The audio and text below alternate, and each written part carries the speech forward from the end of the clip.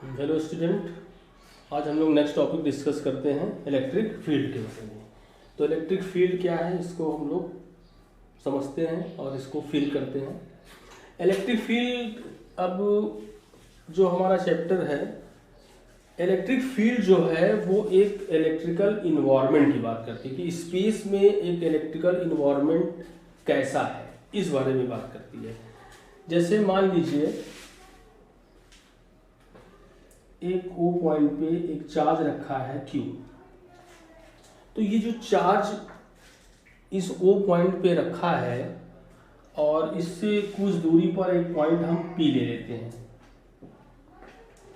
और इस P point पे एक चार्ज को रखते हैं Q, तो क्या होगा? ये चार्ज इस चार्ज पे क्या लगाएगा? फोर्स लगाएगा। यानी कि इस चार्ज को रखने पे ये चार्ज इस चार्ज पे क्या लगाता है? फोर्स लगाता है। अब इस चार्ज को हटा दें तो पॉइंट P पे क्या है? कुछ नहीं है। तो पॉइंट P पे अगर कुछ नहीं है तो चार्ज को इस पॉइंट पे रखने पर इस चार्ज पे फोर्स क्यों लगता है? तो इसका मतलब ये हुआ कि ये पॉइंट P पे कुछ है और ये पॉइंट P पे जो है वो इस चार्ज की वजह से है। तो ये जो इफेक्ट है पॉइंट P पे, इस चार्ज का ये जो इस पॉइंट P पर जो इफेक्ट बता रहा है, इसी को हम लोग बोलते हैं इलेक्ट्रिक फील्ड। तो इलेक्ट्रिक फील्ड क्या है कि इस चार्ज के चारों ओर का जो इन्वायरमेंट है जहां पे इसका इफेक्ट है, that effect is known as electric field. बात समझ में है? अब इसको डिफाइन कैसे करेंगे हम? ये बात तो समझ में आएगी कि इस चार्ज की वजह से स्पेस में एक इफेक्ट होता है और उस इफेक्ट का मतलब क्या होता है कि उस रीजन में अगर हम किसी चार्ज को रख दें तो उस पर फोर्स लगता है। तो अब जैसे मान लीजिए अब एक चार्ज रखा, Q चार्ज रखा, तो इस चार्ज पे फोर्स लग रहा है। तो अब ये फोर्स लग रहा है इस चार्ज पे, मान लीजिए R डिस्प्लेसमेंट पर है, R पोजीशन वेक्टर है उसे। अब इस चार्ज पे जो फोर्स लग रहा है, तो अभी जो फोर्स है किस किस चीज पे डिपेंड करेगा? तो ये फोर्स जो है, फोर्स किस चीज पर डिपेंड करता है? कूलॉम्स लॉ के अकॉर्डिंग फोर्स, मान लीजिए पॉइंट चार्ज है, ये भी पॉइंट चार्ज है, तो अकॉर्डिंग टू कूलॉम्स लॉ जो फोर्स है वो किस किस चीज पर डिपेंड करेगा? Force depends on this charge. Force depends on this charge. Force is directly proportional to Q. Force is directly proportional to Q, and force is inversely proportional to square of displacement. ये तीन चीज पे depend कर रहा है। तो अगर हम इस पॉइंट पे इस चार्ज की जगह कोई दूसरा चार्ज रखें, जैसे मान लीजिए 1 कूलॉम चार्ज है, तो 1 कूलॉम चार्ज की वजह से ये चार्ज इस पे 10 न्यूटन का फोर्स लगा रहा है। अगर 1 कूलॉम की बजाय अगर हम 10 कूलॉम का चार्ज रख दें तो फोर्स जो है वो कितना हो जाएगा? ज्यादा हो जाएगा। तो अगर फोर्स की जो वैल्यू है इस पॉइंट पे चार्ज पर डिपेंड, इस चार्ज पर डिपेंड कर रही है, तो हम इस चार्ज की वजह से इस पॉइंट P पे इफेक्ट को कैलकुलेट नहीं कर सकते हैं by force, because force changes by changing the value of charge. तो ऐसा क्या करें कि जो फोर्स है वो फोर्स इस चार्ज पे डिपेंड ना करे, वो फोर्स केवल इस पोजीशन पर डिपेंड करे। ऐसा हम क्या करें? तो सोचिए, फोर्स जो भी आएगा वो किस चीज पर डिपेंड कर रहा है? इस चार्ज पे डिपेंड कर रहा है, इस चार्ज पे डिपेंड कर रहा है, ये डिस्टेंस पे डिपेंड कर रहा है। अगर इस फोर्स को अगर हम Q से डिवाइड कर दें तो क्या होगा? अगर हम इस फोर्स को Q से डिवाइड कर दें और डिवाइड करने पे कोई एक क्वांटिटी आती, जो भी क्वांटिटी आएगी, क्या वो क्वांटिटी इस चार्ज पे डिपेंड करेगी? तो आंसर है कि वो नहीं डिपेंड करेगी। जैसे मान लीजिए ये 2 कूलॉम का चार्ज है, 2 कूलॉम की चार्ज की वजह से 10 न्यूटन का फोर्स लग रहा है, ठीक है। मान लीजिए Q जो है वो क्या है? 2 कूलॉम और F क्या है? 10 न्यूटन है। तो F अपॉन Q क्या आया? 5 न्यूटन पर कूलॉम। अगर मान लीजिए Q जो है हम कर दें 4 कूलॉम, तो फोर्स कितना हो जाएगा? भाई फोर्स क्या है? डायरेक्टली प्रोपोर्शनल टू Q है। तो अगर हमने चार्ज Q को डबल कर दिया तो फोर्स क्या हो जाएगा? डबल हो जाएगा। तो फोर्स बिकम 20 न्यूटन। तब फोर्स अपॉन Q क्या हो जाएगा? 20 अपॉन 4, 5 न्यूटन पर कूलॉम। तो अगर जो भी फोर्स हम इस पॉइंट P पे चार्ज रखने पे जो भी फोर्स आ रहा है और वो फोर्स को चार्ज से डिवाइड, जिस चार्ज को रखा गया उस चार्ज से डिवाइड कर दे, तो जो वैल्यू आ रही है वो वैल्यू इस चीज पर डिपेंड नहीं कर रही है। किस चीज पर डिपेंड कर रही है? R पे डिपेंड कर रही है और इस सोर्स चार्ज पे डिपेंड कर रही है। यानी कि ये जो इफेक्ट है वो इफेक्ट इस चार्ज पे डिपेंड नहीं कर रहा है, ये केवल डिस्टेंस, अगर ये चार्ज तो कांस्टेंट है तो ये केवल पोजीशन पे डिपेंड कर रहा है। अगर हम पोजीशन चेंज करेंगे तो इसका इफेक्ट क्या हो जाएगा, चेंज हो जाएगा, चार्ज पे डिपेंड नहीं कर रहा। तो ये पॉइंट, यही क्वांटिटी को हम क्या बोलते हैं, इलेक्ट्रिक फील्ड बोलते हैं। इलेक्ट्रिक फील्ड को इस तरीके से अगर हम डिफाइन करने की बात करें तो इलेक्ट्रिक फील्ड क्या होती है, इलेक्ट्रिक फील्ड जो है वो होगी force per unit charge. Force per unit charge is known as electric field. Clear? तो इसको इस तरीके से डेफिनेशन में लिख सकते हैं कि force per unit charge is known as electric field. ठीक है, लेकिन अभी इसमें एक दिक्कत ये आ रही है कि जैसे फोर्स पर यूनिट चार्ज हमने क्या कहा, इलेक्ट्रिक फील्ड है। अब इसी चार्ज Q को यहां रखते हैं तो ये चार्ज Q इस पर फोर्स लगाता है, तो ये चार्ज भी इस चार्ज पे फोर्स लगाएगा। अगर ये चार्ज इस चार्ज पे फोर्स लगाएगा तो ये चार्ज अपने पॉइंट से क्या हो सकता है, डिस्प्लेस हो सकता है। तो हम क्या करेंगे, इस चार्ज को बहुत छोटा रखेंगे। कितना छोटा रखें, इस चार्ज को बहुत छोटा रखने से क्या होगा, जितना चार्ज छोटा होगा फोर्स क्या हो जाएगा, उतना ही कम होगा। फोर्स उतना ही कम होगा तो ये चार्ज पर जो फोर्स का इफेक्ट है वो बहुत कम होगा। जब फोर्स का इफेक्ट बहुत कम होगा तो, लेकिन अगर हम इस चार्ज को बहुत छोटा कर दिया, फोर्स बहुत कम हो गया, तो चार्ज भी बहुत क्या बोलते हैं, बहुत कम है, तो चार्ज से जब हम डिवाइड करेंगे तो ये जो क्वांटिटी आएगी वो फाइनाइट क्वांटिटी आएगी। बात समझ में आ रही है? फोर्स मतलब क्या हुआ, फोर्स जो है वो बहुत छोटा है, चार्ज बहुत छोटा है तो फोर्स बहुत छोटा है, तो this upon this is a finite quantity. जैसे 0.1 है, अगर फोर्स 0.1 है और क्यू क्या है 0.1 है, तो 0.1 अपॉन 0.1 क्या होगा 1। तो 0.1 is very small quantity, 0.1 is very small quantity, but 1 is not a small quantity. तो बात समझ में आ रही है? तो अगर हम इलेक्ट्रिक फील्ड को अगर हम डिफाइन करें तो इलेक्ट्रिक फील्ड को डिफाइन करने का ये सबसे अच्छा तरीका है कि इलेक्ट्रिक फील्ड जो है वो होगा limit Q0 tends to 0 F upon Q0। मतलब ये चार्ज बहुत छोटा रहेगा और इस चार्ज को हम बोलते हैं test charge. Q0 is known as test charge. ये बहुत छोटा और पॉजिटिव लेते हैं हम लोग, कन्वेंस के लिए क्या लेते हैं, पॉजिटिव। टेस्ट चार्ज है और ये नेचर में कैसा रहेगा, पॉजिटिव रहेगा। तो ये इलेक्ट्रिक फील्ड को इस तरीके से हम लोग डिफाइन कर सकते हैं। ठीक है,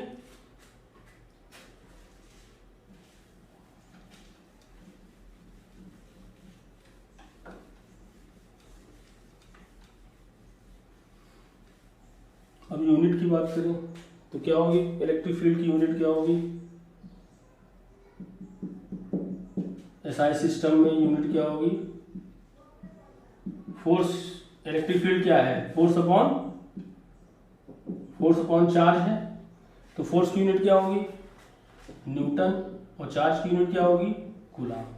तो इलेक्ट्रिक फील्ड की यूनिट क्या होगी न्यूटन पर कूलम।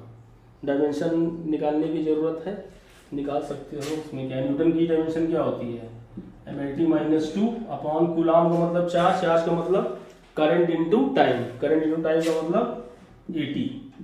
तो ml ये ऊपर गया -1, t-3, a-1, ये डायमेंशन आ गई। ठीक है, चलो अब इलेक्ट्रिक फील्ड के बारे में बात किया तो what is electric field, electric field is a force per unit charge. तो इलेक्ट्रिक फील्ड वेक्टर है कि स्केलर है, तो इलेक्ट्रिक फील्ड क्या है, force per unit charge. Electric field equal to force upon charge. Force क्या है वेक्टर क्वांटिटी, चार्ज क्या है स्केलर। तो वेक्टर अपॉन स्केलर क्या होगा, इसके वेक्टर होगा। तो इलेक्ट्रिक फील्ड जो है वो क्या है, एक वेक्टर क्वांटिटी है। Electric field is a vector quantity.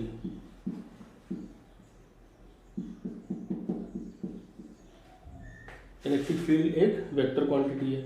अब इलेक्ट्रिक फील्ड वेक्टर क्वांटिटी तो उसकी डायरेक्शन क्या होगी। अब इलेक्ट्रिक फील्ड क्या है, E = F upon Q, vector लगा दो। तो जो डायरेक्शन फोर्स की होगी वही डायरेक्शन क्या होगी, इलेक्ट्रिक फील्ड की होगी। अगर चार्ज पॉजिटिव है, अगर चार्ज पॉजिटिव है तो जो डायरेक्शन फोर्स की होगी वही डायरेक्शन इलेक्ट्रिक फील्ड की होगी। और अगर चार्ज नेगेटिव है तो जो डायरेक्शन फोर्स की होगी इलेक्ट्रिक फील्ड की डायरेक्शन उसके अपोजिट होगी। बात समझ में आ रही। अगर ये नेगेटिव आ गया तो E = -something F आएगा, तो यानी कि इलेक्ट्रिक फील्ड की डायरेक्शन फोर्स की क्या हो जाएगी, अपोजिट हो जाएगी। ठीक है, अब जैसे मान लेते हैं ये इलेक्ट्रिक फील्ड है, ये इलेक्ट्रिक फील्ड है। अब इस इलेक्ट्रिक फील्ड में चार्ज रखा है Q, तो अब इस Q पे फोर्स कितना लगेगा और किस डायरेक्शन में लगेगा। तो इस फार्मूले के अकॉर्डिंग फोर्स इक्वल टू क्या हो गया, E इंटू Q हो गया। तो फोर्स कितना लगेगा, E इंटू Q, फोर्स कितना लगेगा E इंटू Q। अब डायरेक्शन क्या होगी, अब Q क्या है, मान लेते हैं Q पॉजिटिव है, तो अगर Q पॉजिटिव है तो जो फोर्स होगा वो इलेक्ट्रिक फील्ड के अलॉन्ग होगा, तो जिस डायरेक्शन में इलेक्ट्रिक फील्ड होगी उसी डायरेक्शन में क्या लगेगा, फोर्स लगेगा, F इक्वल टू QE। अगर ये चार्ज निगेटिव होता तो क्या होता, force negative term negative into E आ जाता, यानी कि फोर्स की डायरेक्शन इलेक्ट्रिक फील्ड की क्या होती, निगेटिव होती। निगेटिव का मतलब क्या होती, अपोजिट होता।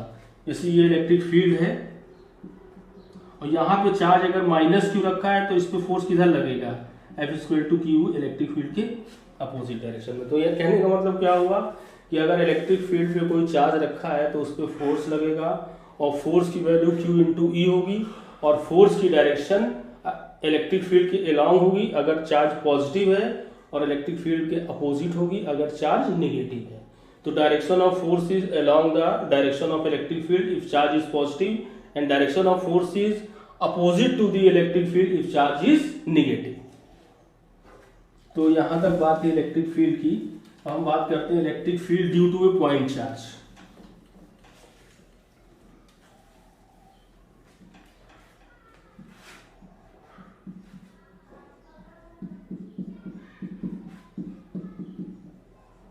Electric field due to a point charge. तो एक पॉइंट चार्ज है, O पे रखा है, Q है। अब इस चार्ज की वजह से हमें इलेक्ट्रिक फील्ड निकालनी है, तो किसी पॉइंट P पे इलेक्ट्रिक फील्ड निकाल लो। क्या करोगे, एक टेस्ट चार्ज रख दो Q और इलेक्ट्रिक फील्ड क्या होगा, electric field equal to force upon charge. Force कितना लगेगा, फोर्स कूलम्ब्स लॉ से निकाल लेंगे, Q not upon R square और Q नॉट से डिवाइड कर दिया। डायरेक्शन क्या होगी, इसी के अलॉन्ग होगी, क्यों इसके अलॉन्ग होगी, क्योंकि फोर्स के भाई Q नॉट पॉजिटिव है, टेस्ट चार्ज पॉजिटिव दिया था, तो जो डायरेक्शन फोर्स की होगी वही डायरेक्शन इलेक्ट्रिक फील्ड की होगी। और फोर्स की डायरेक्शन क्या होगी, अगर ये पॉजिटिव है तो रिपल्सिव होगा, इस डायरेक्शन में हम यूनिट वेक्टर आर कैप निकाल दें तो ये हो गया R cap. Q not cut गया, तो what is the value of electric field, electric field is KQ upon R square R cap. What is K is 1/4πε0। तो ये electric field due to a point charge आ गया। ठीक है,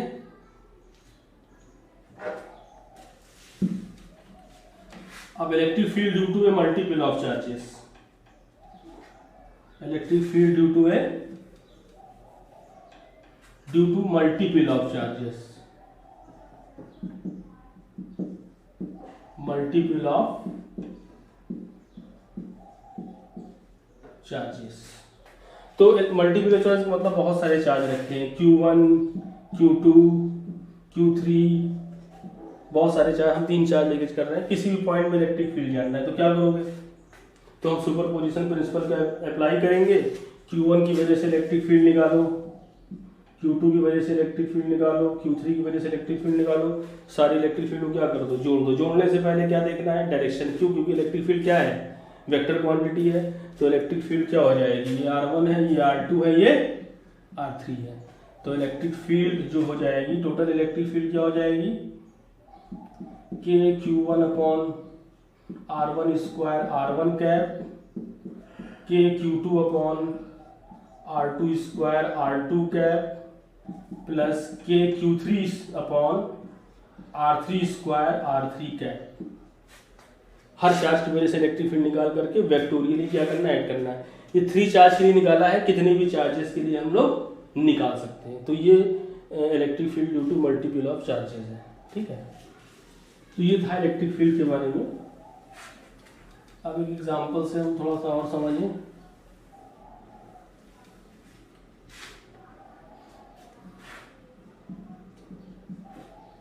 चलो बताओ, ये पॉइंट है A और ये पॉइंट है B। इन दोनों के बीच की डिस्टेंस है, मान लेते हैं डिस्टेंस कितनी मान लें, 10 सेंटीमीटर मान लें, ठीक है। और यहाँ पे चार्ज रखा है 10 to the power of 8 coulomb, यहाँ पे चार्ज रखा है 10 to the power of -8 coulomb, यहाँ पे -10 to the power of -8 coulomb charge रखा है। तो हमको इलेक्ट्रिक फील्ड जानना है। इसके मिड पॉइंट पे निकालो P पर, और यहाँ से 5 सेंटीमीटर डिस्टेंस पे Q पॉइंट पे निकालो, और यहाँ से परपेंडिकुलर बाइसेक्टर पे निकालो R पॉइंट पे। तो चलो 3 पॉइंट पे आप लोगों को इलेक्ट्रिक फील्ड निकालना है, ठीक है। क्वेश्चन क्या है, 2 charges of 10 to the power of -8 coulomb and -10 to the power of -8 coulombs are placed at point A and B. Separation between point A and B is 10 centimeter. Find out the electric field at point P, at point Q and at point R.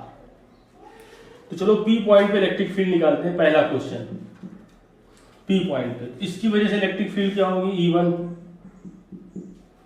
कितनी होगी,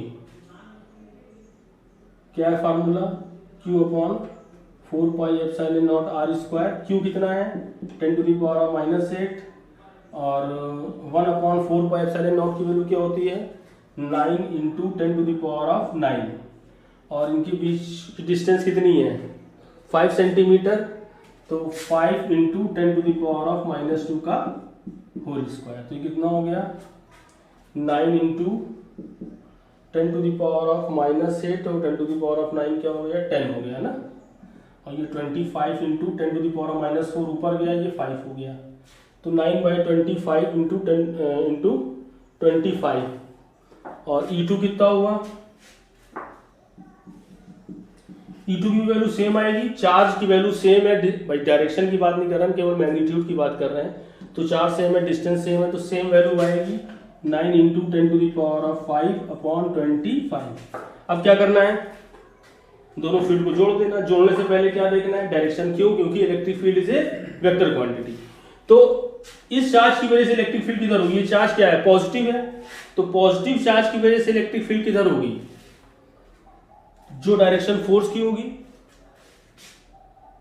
electric field equal to force upon test charge, test charge positive है, तो जो direction force की होगी वही direction, यहाँ पे टेस्ट चार्ज रखोगे तो फोर्स किधर लगेगा, इधर लगेगा, इलेक्ट्रिक फील्ड E1। ये क्या है, निगेटिव चार्ज है, तो निगेटिव चार्ज में किधर फोर्स लगेगा, इसी डायरेक्शन में लगेगा। तो E1 E2 की डायरेक्शन क्या है, सेम है, तो नेट फील्ड क्या हो जाएगी, E equal to E1 plus E2। तो ये हो जाएगा, ये दोनों को जोड़ दो तो क्या हो जाएगा 2 into 9 into 10 to the power of 5/25, 18/25, 25 कितने बार जाएगा 7 टाइम्स, 25 7 जा सॉरी 180 है ना, तो 25 6 जा 175, 0.72 into 10 to the power of 5 newton per coulomb, तो 7.2 into 10 to the power of 4 newton per coulomb. ये आ गया पहला क्वेश्चन। स्क्रीन को पॉज करके इसको आप लोग नोट कर लीजिए।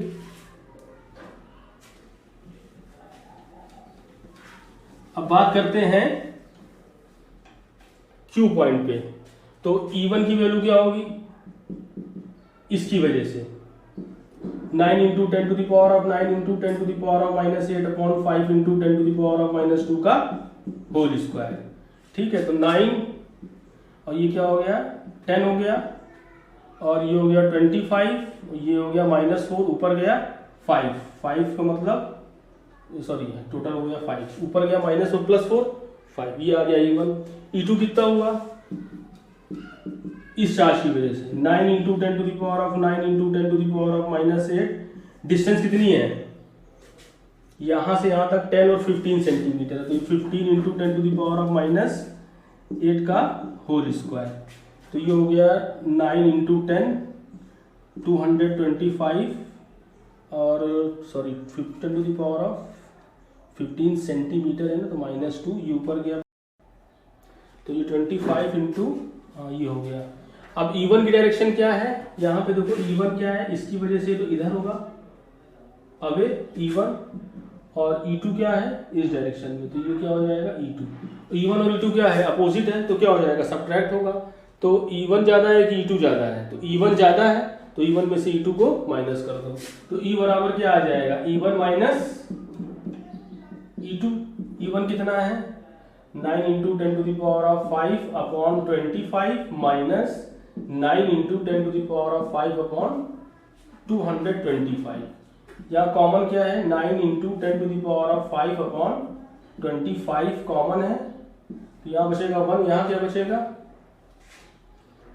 25 से डिवाइड करेंगे कितने बार जाएगा 9 टाइम्स, तो 1 अपॉन 9, ठीक है ना। 25 से डिवाइड कर रहे हैं तो 9 टाइम्स जाएगा, 25 9 जा 225, तो 8/9 ये कितना हो जाएगा 9 into 10 to the power of 5 into 8 upon 9, 25 3 जा 75, 25 2 जा 50, यही हुआ ना 8 है ना, 80 होगा।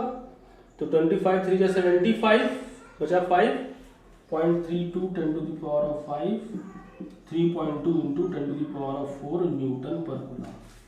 इस रूल को पॉज करो, इसको नोट कर लो। उसके बाद थर्ड वाला देखते हैं हम लोग, ये सेकंड था, यहाँ सेकंड डाल लेना, ठीक है, इसको नोट कर लेना। अब थर्ड वाला देखते हैं।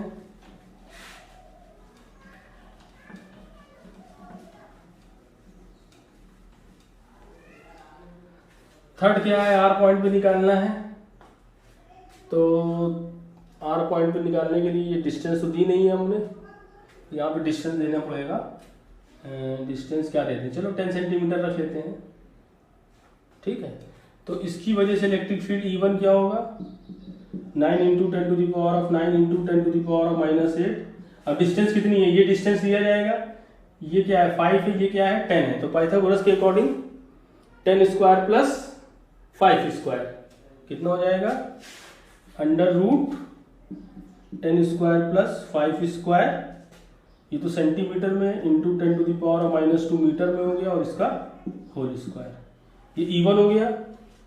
और E2 भी इतना ही आएगा, सेम है, तो E2 कितना हो जाएगा 9 into 10 to the power of 9 into 10 to the power of -8 upon 10 square plus 5 square under root into 10 to the power of -2 का होल स्क्वायर। अब दोनों क्या करना है, ऐड करना है। ऐड करने से पहले क्या देखना है, डायरेक्शन देखनी है। तो E1 की डायरेक्शन ये पॉजिटिव है, तो E1 इधर जाएगा, पॉजिटिव के लिए अवे होता है, और ये निगेटिव है तो ये किधर जाएगा, इधर जाएगा। अब E1 और E2 बराबर है, E1 और E2 बराबर है, तो इसका एंगल जो है ये जो है बाइसेक्ट करेगा, क्योंकि ये एंगल अगर ये पैरेलल लाइन ड्रा करें तो ये एंगल अगर थीटा है तो ये एंगल भी क्या हो जाएगा थीटा हो जाएगा, और ये एंगल भी क्या हो जाएगा थीटा। क्यों, क्योंकि ये कैसा ट्रायंगल है कॉन्ग्रुएंट, ये दोनों ट्रायंगल क्या है कॉन्ग्रुएंट है, बात समझ में आ रही है ना। तो ये थीटा तो ये भी थीटा।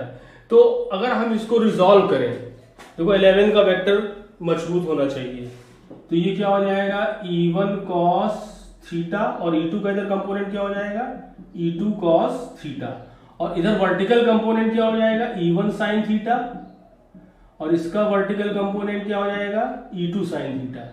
दोनों इक्वल हैं, तो E1 sin theta E2 sin theta एक दूसरे को क्या कर देगा कैंसिल कर देगा, तो टोटल फील्ड क्या आ जाएगी E बराबर E1 cos theta plus E2 cos theta. तो E1 और E2 सेम है, तो 2E1 cos थीटा लिख सकते हैं, 2E1 cos theta. cos theta क्या होता है बेस अपॉन हाइपोटेन्यूज, तो ये हो जाएगा 10 अपॉन हाइपोटेन्यूज क्या है 10 square plus 5 square under root. अब E1 की वैल्यू रख दो, E1 या E2 की वैल्यू रख दोगे तो आपका आंसर आ जाएगा, ठीक है। तो नेक्स्ट वीडियो में हम लोग इलेक्ट्रिक फील्ड लाइन डिस्कस करेंगे। ओके।